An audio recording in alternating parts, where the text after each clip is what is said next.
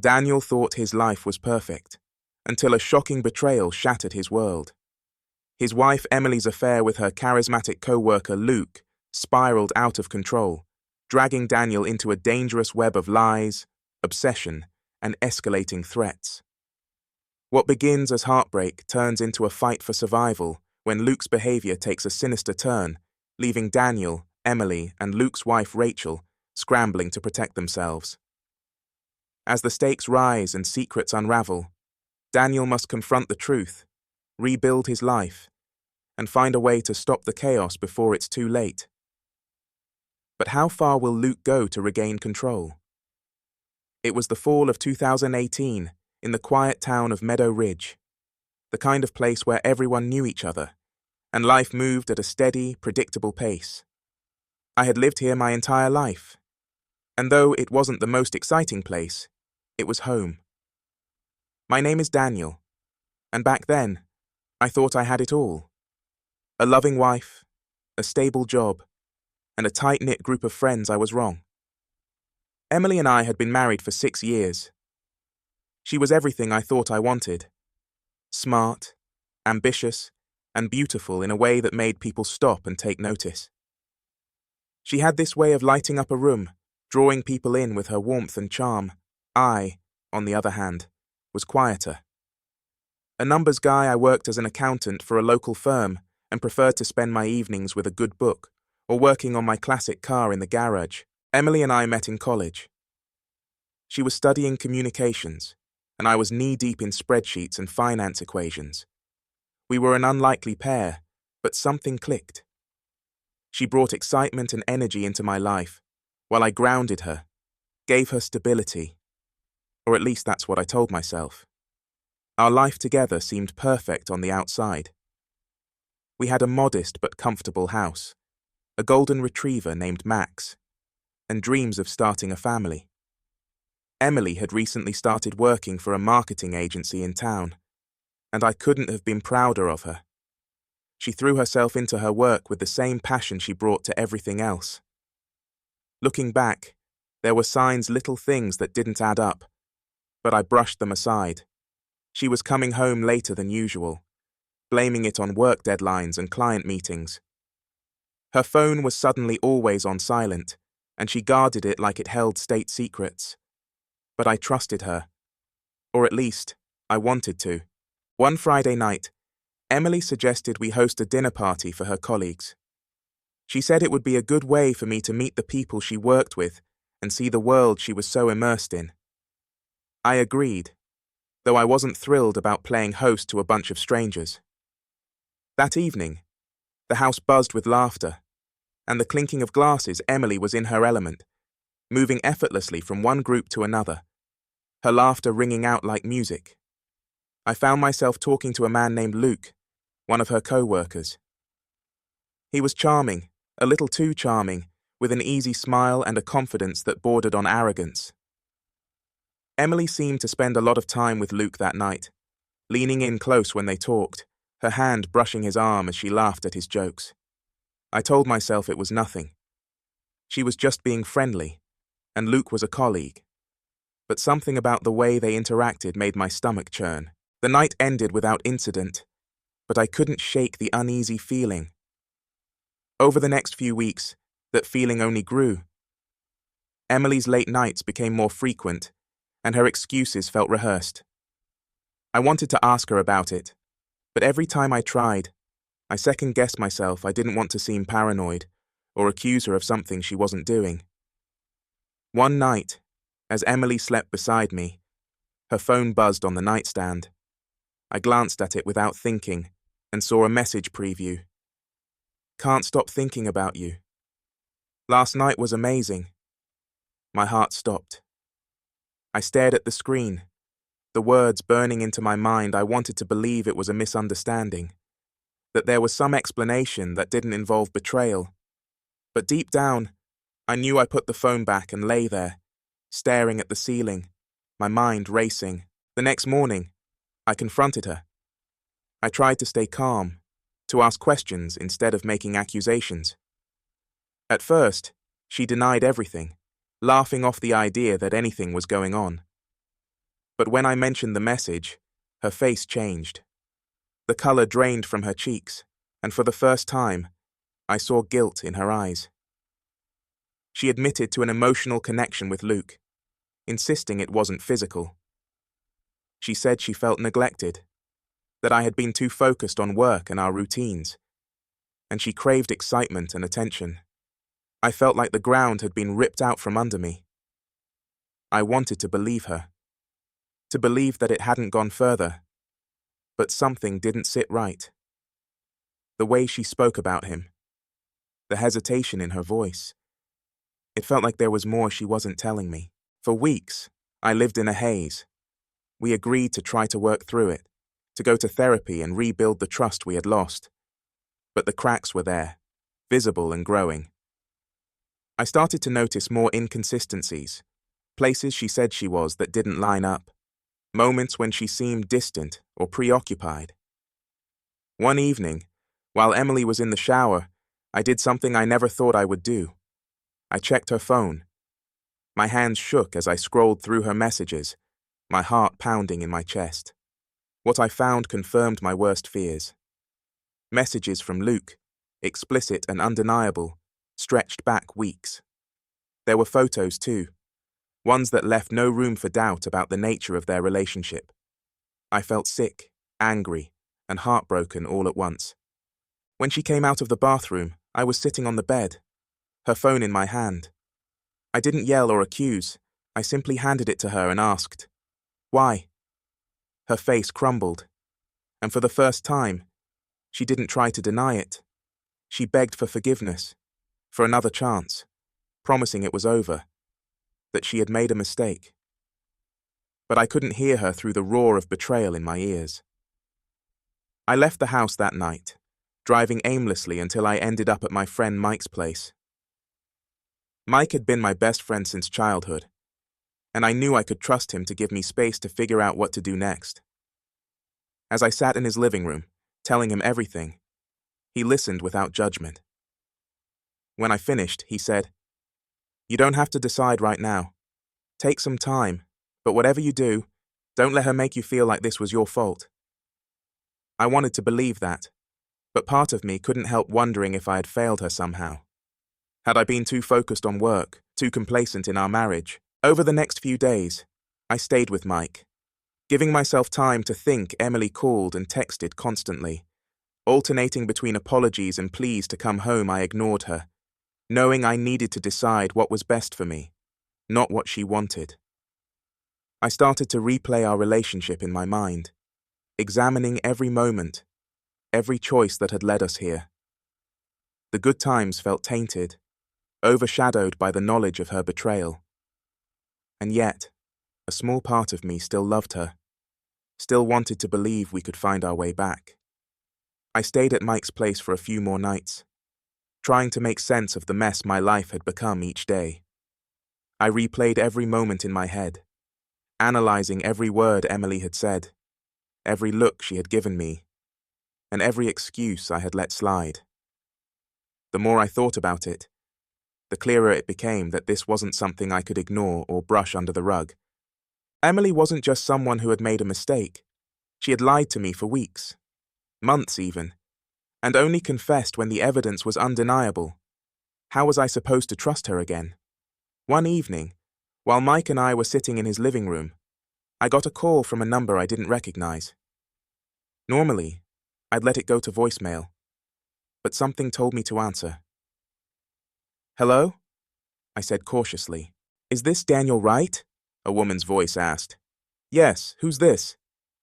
"My name is Rachel," she said, her tone hesitant. "I'm Luke's wife."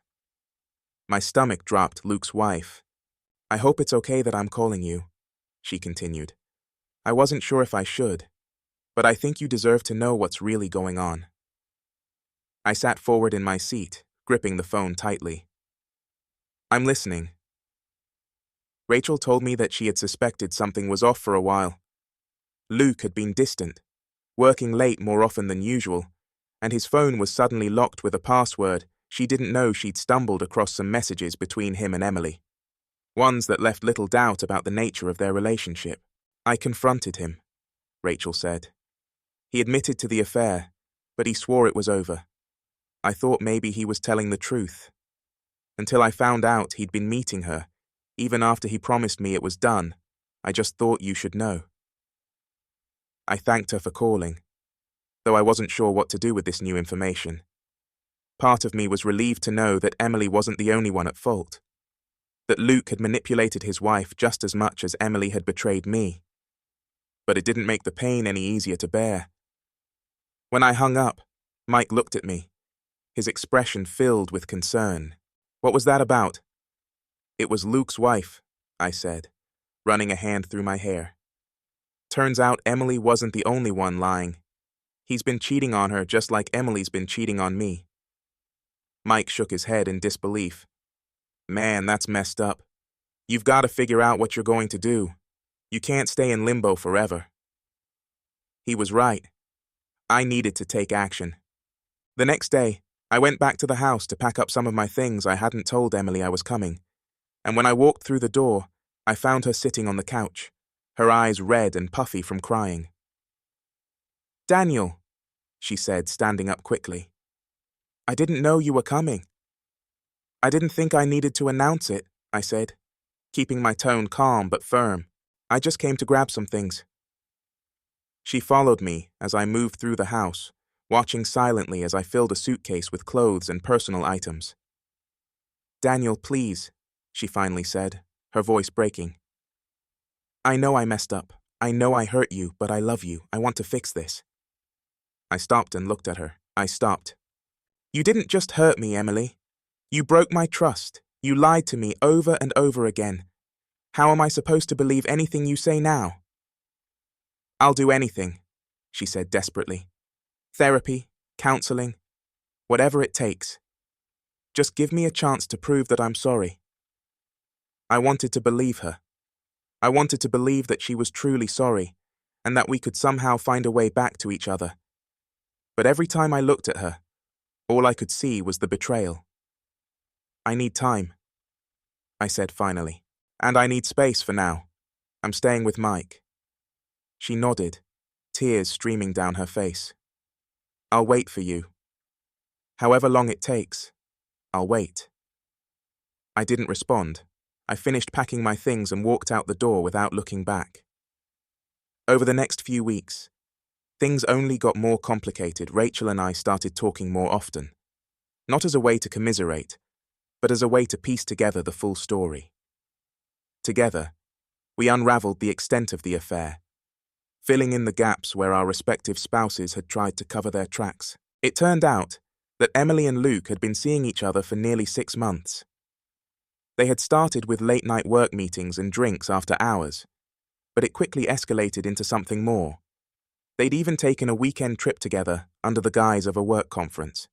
Hearing these details was like reopening a wound every time, but it also gave me clarity. This wasn't a mistake or a moment of weakness. This was a calculated, ongoing betrayal. Rachel and I decided to meet in person one afternoon at a small coffee shop on the edge of town. She was a kind, soft-spoken woman, with dark circles under her eyes, evidence of the sleepless nights we had both endured. "I don't know what to do," she admitted, stirring her coffee absently. "Part of me wants to forgive him, for the sake of our kids, but the other part of me, I just don't know if I can." "I feel the same way," I said. "I want to move on, but every time I think about forgiving Emily, it feels like I'm betraying myself." We sat in silence for a moment, letting the weight of everything settle between us. Rachel looked up at me. "Do you think people can really change?" "I don't know," I said honestly. "I guess it depends on whether they really want to." As the days turned into weeks, I started to focus on rebuilding my life. I threw myself into work, spent more time with Mike and my other friends, and even picked up a new hobby: woodworking. It was a small distraction, but it helped. Emily continued to call and text, but I kept my distance. I needed to heal, and I couldn't do that with her constantly trying to pull me back in. One night, Rachel called me unexpectedly. "Daniel, I need to tell you something," she said.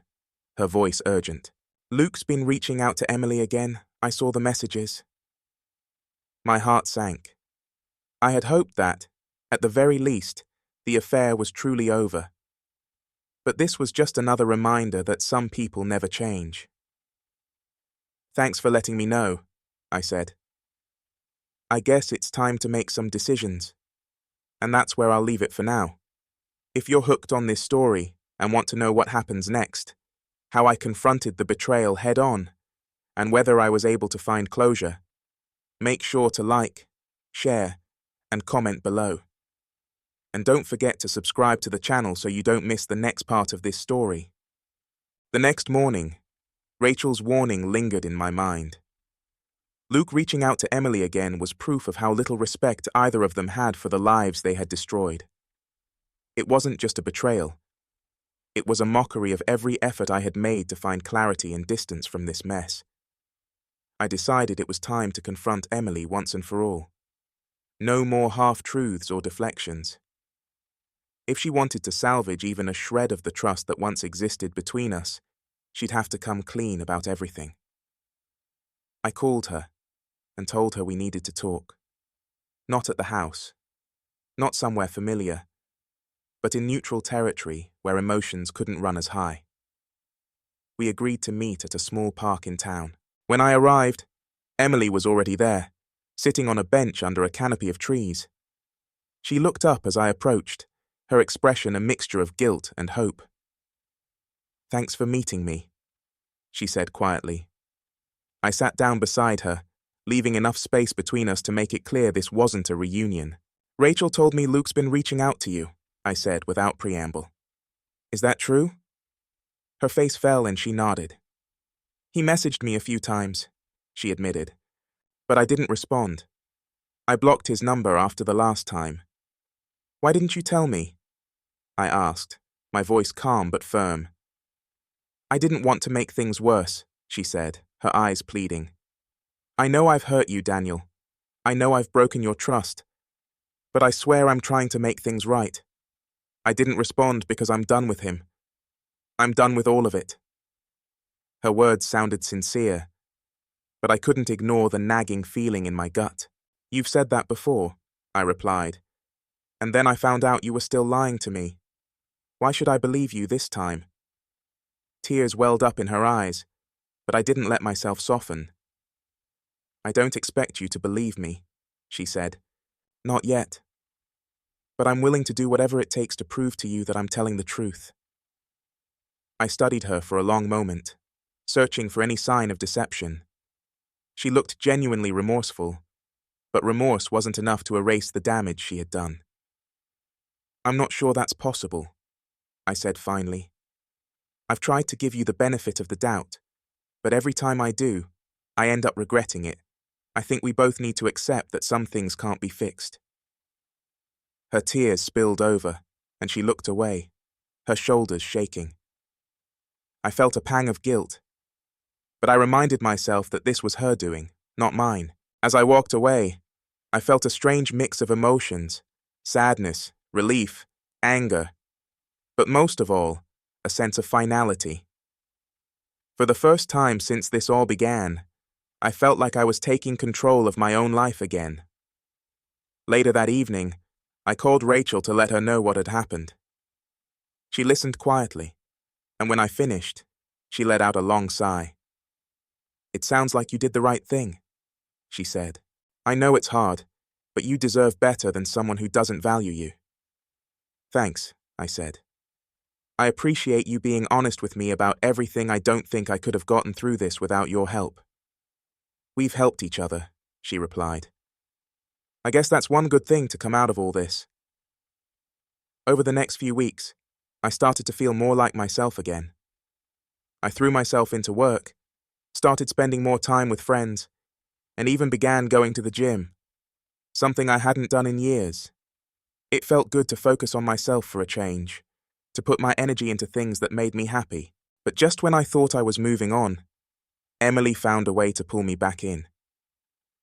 One afternoon, I came home to find her waiting on my doorstep. She looked tired and defeated, holding a folder in her hands. What are you doing here?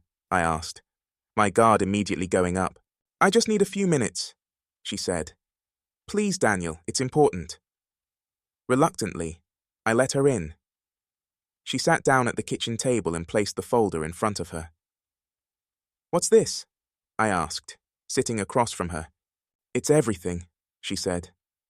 My messages with Luke, my bank statements, my calendar. I'm giving you full transparency. No more secrets, no more lies. I hesitated, unsure whether to trust her, but curiosity got the better of me, and I opened the folder. Inside was a stack of papers, neatly organized and labeled. As I went through the documents, Emily sat silently, watching me with a mixture of anxiety and hope. There were messages between her and Luke, just as she had said, but they were all from weeks ago. Her bank statements showed no suspicious activity, and her calendar matched what she had told me about her schedule. It wasn't enough to erase the past, but it was a start. Why are you doing this? I asked, looking up at her. Because I want to show you that I'm serious about making things right, she said. I know I can't undo what I've done, but I'm willing to do whatever it takes to prove to you that I've changed. I didn't know what to say. Part of me wanted to believe her, to believe that she was truly trying to make amends. But another part of me couldn't shake the feeling that it was too little, too late. I need time to think, I said finally. She nodded, her expression a mixture of relief and sadness. Take all the time you need, she said. I'll be here when you're ready. As she left, I felt a familiar mix of emotions: hope, doubt, anger, but most of all, confusion. Was she really trying to change? Or was this just another attempt to manipulate me? The days that followed were some of the most difficult of my life. I wanted to believe Emily, but I couldn't ignore the pain and betrayal she had caused. I spent hours talking to Mike and Rachel, trying to make sense of my feelings. Rachel, in particular, was a constant source of support. She understood what I was going through better than anyone, and our conversations often went late into the night. One evening, as we sat talking over the phone, she said something that stuck with me. Sometimes it's not about whether they can change, she said.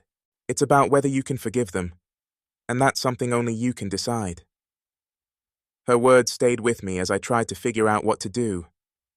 I knew I had a choice to make. Either give Emily a chance to rebuild what we had, or let go and move on for good. The following week brought a wave of tension. I hadn't anticipated Emily's attempt at transparency had planted a seed of doubt, but not in the way she had hoped. While I appreciated her efforts, it felt like an act of desperation, like someone trying to salvage something they already knew was gone. And then, there was Rachel. Our conversations were growing deeper, more personal, and I couldn't ignore the way her voice seemed to steady me when my thoughts felt chaotic. One night, after another long day at work, I received a text from Emily. I need to talk to you. It's urgent. Part of me wanted to ignore it, but curiosity got the better of me. I called her back, and she answered almost immediately.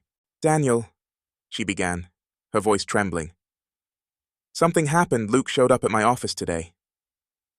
I felt my stomach tighten. What did he want? He said he wanted to see me, to explain himself, she said. But I told him there was nothing to talk about. I asked him to leave, but he refused. My boss had to get security to escort him out. Her words hit me like a punch to the gut. The thought of Luke still inserting himself into our lives was infuriating. But there was something else that unsettled me. Emily's tone. She sounded genuinely scared. Why are you telling me this? I asked. Because I think he's losing it, she said. He kept saying things like he'd fix everything and that we belong together. I'm scared, Daniel. I didn't know how to respond. Part of me wanted to comfort her, to reassure her that everything would be okay. But the other part of me, the part that still felt the sting of her betrayal, was wary of getting pulled back into her orbit. You need to be careful, I said finally. If he contacts you again, call the police. I will, she said. But can I count on you too, just in case? I hesitated, but in the end, I couldn't say no. Yeah, you can count on me. That night, I lay in bed staring at the ceiling, my mind racing. It felt like the situation was spiraling out of control, and I wasn't sure how to stop it. The next day, Rachel called me, her voice tense. I need to tell you something, she said. Luke's been acting strange lately. He's been calling me late at night, leaving these cryptic messages. I think he's trying to scare me. Did he mention Emily? I asked. She paused, then sighed. Yes, he said she's the only person who understands him, that he made a mistake letting her go, Daniel. I think he's obsessed with her. Her words sent a chill down my spine. Luke wasn't just a cheater, he was unstable, and now his obsession with Emily was putting everyone in danger. We need to do something, I said. We can't just sit around and wait for him to do something stupid. What do you suggest? Rachel asked. I don't know yet, I admitted. But we need to figure it out before it's too late. That evening, I met with Emily to discuss the situation. She looked visibly shaken, her hands trembling as she sipped her coffee. I don't know what to do, she said. I thought I was done with him, but now it feels like he's everywhere. We'll figure it out, I said, trying to sound more confident than I felt. But you need to be honest with me about everything. No more half-truths, no more omissions. If we're going to handle this, we need to be on the same page. She nodded, tears welling up in her eyes. I swear, Daniel, I'll tell you everything. And she did. Over the next hour, she laid it all out. The messages, the meetings, the lies. She didn't sugarcoat anything.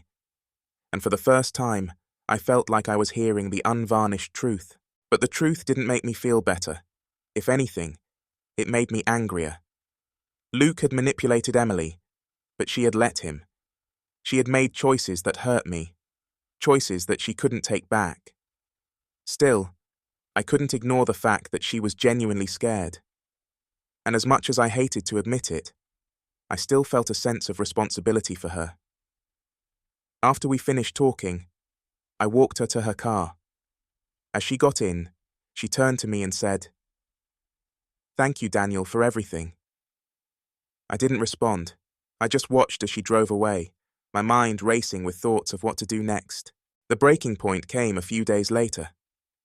I was at work when I got a frantic call from Emily. "Daniel, he's here," she whispered, her voice trembling. "Luke's outside my office. He's holding a baseball bat." My heart pounded in my chest. "Did you call the police?" "Yes, but they said it might take a while for someone to get here," she said. "I'm scared, Daniel." "I'm on my way," I said, grabbing my keys and running out the door. By the time I got to Emily's office, Luke was gone. The police were there, taking her statement, but it was clear she was shaken. Her co-workers looked on, their faces a mix of concern and curiosity. When the police left, I walked over to her. "Are you okay?" She nodded, but her hands were still trembling. "He didn't come inside, but he was yelling at me through the window. He said I ruined his life, that I'd pay for what I did." Her words sent a chill down my spine. Luke wasn't just angry, he was dangerous. That night, I called Rachel to update her on what had happened. She listened quietly, then said, "We need to do something before he hurts someone." "I agree," I said. "But what?" "I don't know," she admitted. "But we can't just wait for the next incident. We need to take control of the situation." As the days passed, the tension continued to build. Luke's behavior grew more erratic, and it became clear that he wasn't going to back down. It felt like we were living in a pressure cooker, waiting for it to explode. And then, one night, it did. Emily called me in tears, her voice barely audible over the sound of sirens. "Daniel, he broke into my house," she said. "The police are here, but I'm so scared." I raced to her house, my heart pounding. When I arrived, the scene was chaos. Police cars lined the street, their lights flashing, and a small crowd had gathered outside. Emily was sitting on the front steps, a blanket wrapped around her shoulders. She looked up as I approached, her face pale and tear-streaked. "He's gone," she said, her voice trembling. "But he destroyed everything." Inside, the house was a wreck. Furniture was overturned, pictures were smashed, and the walls were covered in spray-painted messages. Angry, hateful words that made it clear Luke wasn't just angry. He was obsessed. As I stood there, taking in the destruction, I realized something had to change.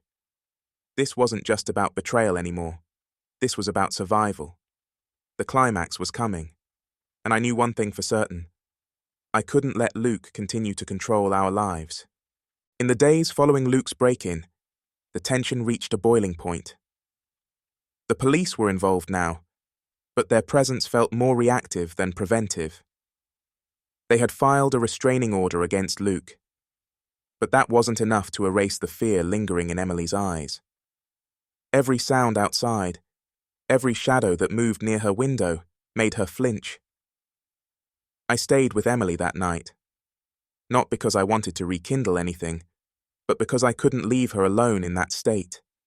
She was fragile, and despite everything that had happened between us, I didn't want to see her hurt. As she slept fitfully on the couch, I sat in the chair across the room, my mind racing. How had it come to this? What was once a tangled mess of lies and betrayal had evolved into something far more dangerous.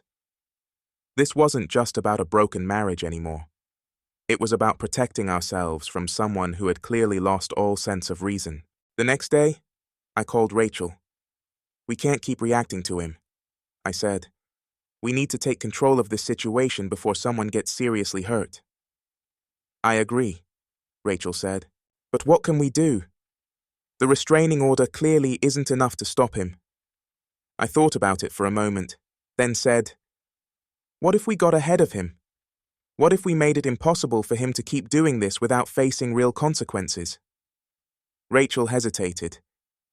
"You mean press charges?" "More than that," I said. "We need to document everything, every message, every threat, every violation of the restraining order. If we can build a solid case against him, the police will have no choice but to take it seriously." Rachel agreed, and we set to work. Over the next few days, we gathered everything we could. Emily turned over her phone records, showing the threatening messages Luke had sent her. Rachel dug up emails he had written, filled with veiled threats and manipulative language. I even went back to the messages I had exchanged with Rachel, finding patterns in Luke's behavior that painted a clear picture of his obsession. But as we worked, Luke didn't let up. He continued to push boundaries, showing up unannounced at Emily's office, leaving notes on her car, and even calling Rachel late at night. It was clear he wasn't just trying to intimidate us. He was spiraling out of control. The breaking point came one evening when Emily called me in tears. "He's outside," she whispered. "I can see him from the window. He's just standing there staring at the house." My blood ran cold. "Did you call the police?" "Yes," she said, "but they said it might be a while before someone can get here." "I'm coming over," I said, grabbing my keys and heading out the door. When I arrived, the street was eerily quiet. I parked a block away and approached the house cautiously, scanning the area for any sign of Luke. Emily let me in, her face pale and her hands shaking. "He was right there," she said, pointing to the driveway. "I swear he was right there." I checked the perimeter of the house, but Luke was gone. Still, the feeling of unease was impossible to shake. As we waited for the police to arrive, Emily sat on the couch, clutching a blanket tightly around her shoulders. "I don't know how much more of this I can take," she said, her voice barely above a whisper. I feel like he's always watching me, like he's waiting for the right moment to... She trailed off, unable to finish the thought. You're not alone in this, I said, sitting down beside her. We're going to stop him, Emily. I promise. When the police finally arrived, they took her statement and checked the area. But there was no sign of Luke. One of the officers pulled me aside as they were leaving. You need to be careful, he said. Guys like this, they don't just stop. If he's already broken the restraining order, he's likely to escalate. I nodded, my jaw tightening. We're doing everything we can to protect ourselves. But if he shows up again... The officer gave me a grim look. Call us, and don't try to handle it yourself. The following morning, Rachel called me with unexpected news. I did some digging, she said. Luke's been spiraling for a while. He's in serious financial trouble, missed mortgage payments, mounting debt. I think he's trying to hold on to Emily because he sees her as his way out. Her words made sense. Luke wasn't just obsessed with Emily. He was desperate. And desperation made people dangerous. That means he won't stop until he feels like he's won, I said. We need to end this now. Rachel and I met later that day to discuss our next steps. We decided to take everything we had gathered to a lawyer, hoping to find a way to escalate the case against Luke. The lawyer, a no-nonsense woman named Karen, listened intently as we laid out the situation. When we finished, she leaned back in her chair, her expression thoughtful. You've got a solid case here, she said. But you need to be prepared for this to get worse before it gets better. If Luke feels like he's backed into a corner, he might lash out. We're willing to take that risk, I said. Karen nodded. Then let's get to work. With Karen's help, we filed for a more comprehensive restraining order, one that included a mandate for Luke to attend a psychological evaluation. We also pressed charges for the break-in and documented every instance of harassment and intimidation. But even as we took these steps, I couldn't shake the feeling that something was about to happen. Luke wasn't the kind of man to go down quietly, and I knew he wouldn't let us win without a fight. The climax came on a rainy Friday night. I was at home when I got a frantic call from Rachel. Daniel, he's here, she said, her voice shaking. He showed up at my house. He's pounding on the door and shouting I don't know what to do. Call the police, I said immediately. I'm on my way. When I arrived at Rachel's house, the scene was chaos. Luke was standing on the front lawn, screaming incoherently and waving a crowbar in the air. Rachel was inside, shouting at him to leave through a locked door. I parked down the street and approached cautiously, my heart pounding. Luke, I shouted, trying to get his attention. You need to leave, the police are on their way. He turned to face me, his eyes wild and his expression twisted with rage. This is all your fault, he shouted. You ruined everything, you took her away from me. Luke, you need to calm down, I said, keeping my voice steady. This isn't going to end well for you. But he wasn't listening. He charged toward me, the crowbar raised. I barely had time to react before he swung it, narrowly missing me. I stumbled backward, trying to put distance between us, but he was relentless. It wasn't until I heard the sound of sirens in the distance that he hesitated. The police arrived moments later, pulling Luke to the ground and wrestling the crowbar away from him. As they cuffed him, he continued to shout, his words slurring into incoherence. Rachel came out of the house, her face pale but determined. She stood beside me as we watched Luke being loaded into the back of a patrol car. It's over, she said, her voice trembling. I nodded, but I knew the truth. This wasn't the end. It was just the beginning of picking up the pieces of everything Luke had destroyed. The chaos of Luke's arrest left an eerie calm in its wake. For a moment, it seemed like the storm had finally passed. But as Rachel and I stood outside her house, staring at the flashing police lights, the reality of the situation began to settle in. Luke was out of control. and the damage he had done wouldn't disappear with a pair of handcuffs. Rachel broke the silence. "What happens now?"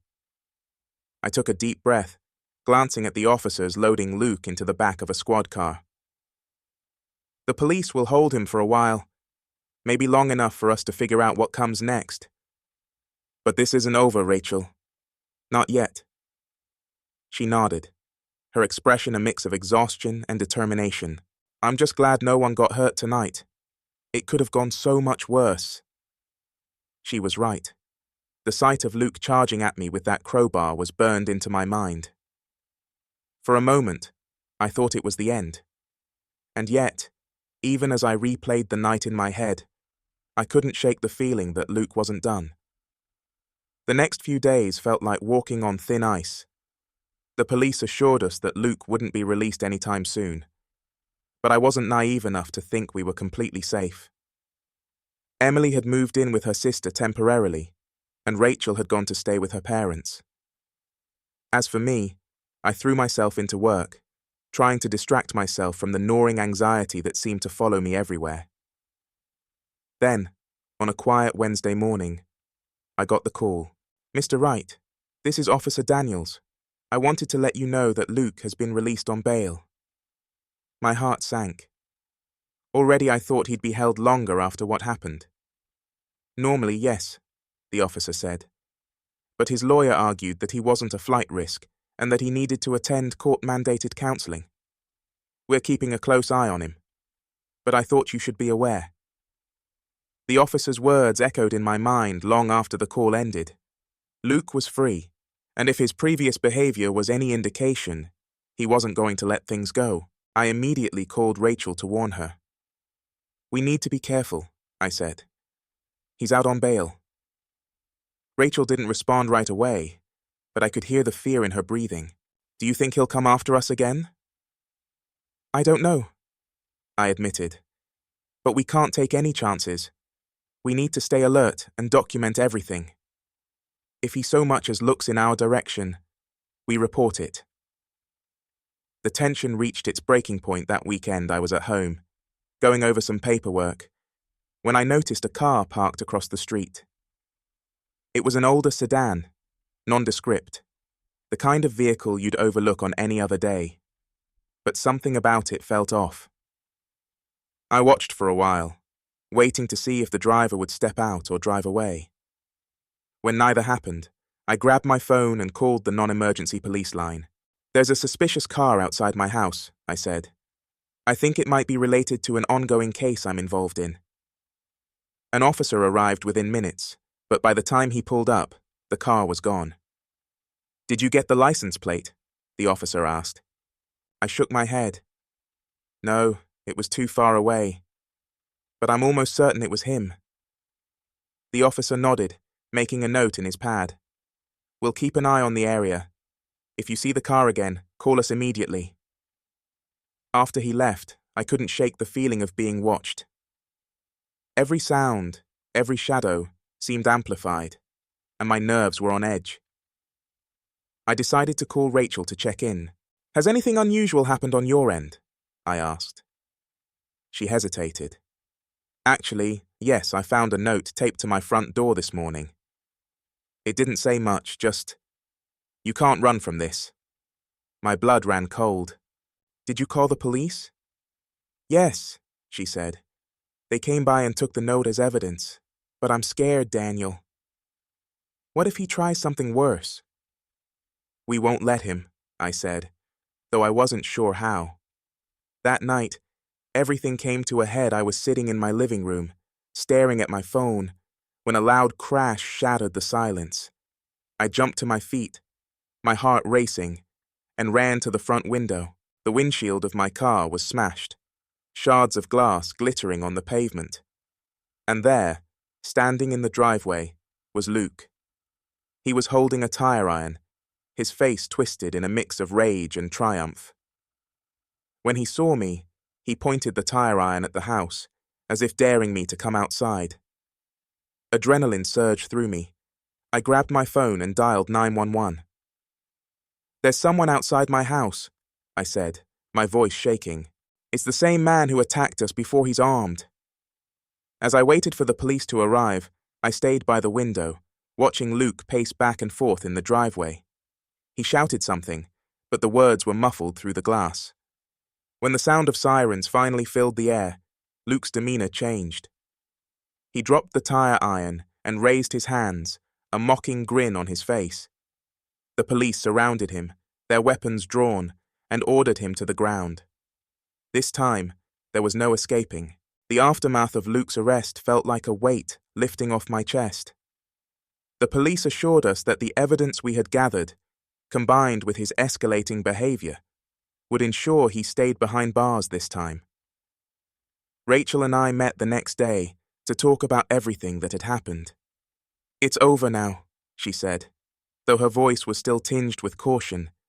"Maybe," I said, "but it's going to take a while to feel normal again."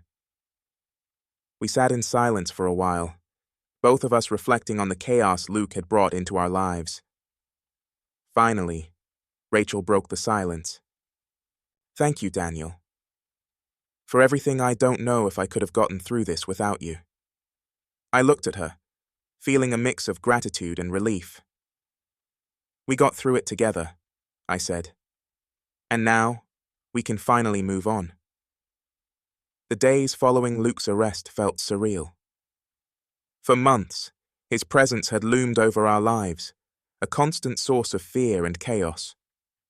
Now, he was gone, and for the first time in what felt like forever, we could breathe again. Rachel and I met with the police to finalize our statements, ensuring there was no room for loopholes in the case against him. Luke faced multiple charges, including harassment, vandalism, and violating the restraining order. Karen, our lawyer, assured us that the evidence we had gathered would make it nearly impossible for him to avoid serious consequences. As I left the station that day, I felt an unfamiliar sense of relief. This chapter of my life, the betrayal, the lies, the fear, was finally coming to an end. But endings are rarely clean, and I knew there were still pieces of myself I needed to put back together. A few weeks later, I met with Emily. She had been staying with her sister, working remotely, and trying to rebuild her life. She asked if we could talk, and though I was hesitant, I agreed. We met at a small cafe, the kind of place we used to go to in the early days of our relationship. Emily looked different. Tired, yes, but also lighter. "Thank you for coming," she said as we sat down. I nodded, waiting for her to continue. "I've been doing a lot of thinking," she said, her voice steady but soft. "About us. About everything that happened. And I know I can never undo the pain I caused you, but I want you to know how sorry I am." Her words felt sincere, but they also felt final. And for the first time, I realized I wasn't angry anymore. I wasn't holding on to the betrayal or the hurt. I had let it go. "I appreciate that," I said, "and I hope you find peace. I really do." She smiled faintly, and for a moment, it felt like we were two old friends saying goodbye. "Take care of yourself, Daniel," she said as she stood to leave. "You too," I replied. As she walked away, I felt a sense of closure I hadn't expected. Our marriage had ended long before Luke's chaos, and while the betrayal would always be a part of our story, it no longer defined me. Rachel and I stayed in touch after Luke's arrest, though our conversations grew less frequent. She returned to her parents' house for a while, focusing on healing and rebuilding her relationship with her children. We had been brought together by shared pain and struggle, but now it was time for both of us to move forward. One afternoon, she called me with an update. "Luke pleaded guilty," she said, her voice lighter than I'd ever heard it. "He's taking a plea deal, mandatory counseling, probation, and a restraining order that keeps him far away from both of us." "That's great news," I said, relief washing over me. "It is," she said. "It feels like a fresh start." And that's exactly what it was. As the weeks turned into months, life began to settle into a new normal. I returned to my work with a renewed focus, poured my energy into hobbies I'd neglected, and even reconnected with old friends. For the first time in years, I felt like I was living for myself, not for a relationship, not for an idea of what my life was supposed to look like, but for me. One sunny afternoon, I found myself back at the park, where Emily and I had our final conversation. This time, though, I was alone. I sat on the same bench, watching as families played and couples walked hand in hand. I thought about everything that had happened, the betrayal, the chaos, the fear, and realized that, in some strange way, I was grateful for it. It had forced me to confront parts of myself I had been avoiding, to let go of things I thought I couldn't live without, and in doing so, it had set me free. So, what did I learn from all of this? Life doesn't always go the way you plan. People will hurt you, betray you, and let you down. But those moments, those breaking points, are also opportunities. They're chances to grow, to learn, and to rebuild. Emily's betrayal and Luke's chaos didn't destroy me. They shaped me. They reminded me of the strength I didn't know I had, and the importance of surrounding myself with people who truly care. To anyone going through something similar, remember this: you are stronger than you think. You will get through it. And on the other side, you'll find a version of yourself you never knew existed. As I wrap up this story, I want to thank you for coming along on this journey with me. If you found this video inspiring or thought-provoking, please take a moment to like, share, and comment below. And don't forget to subscribe to my channel for more stories. Like this, life is full of twists and turns, and you never know what's around the corner. Until next time, take care of yourselves and each other.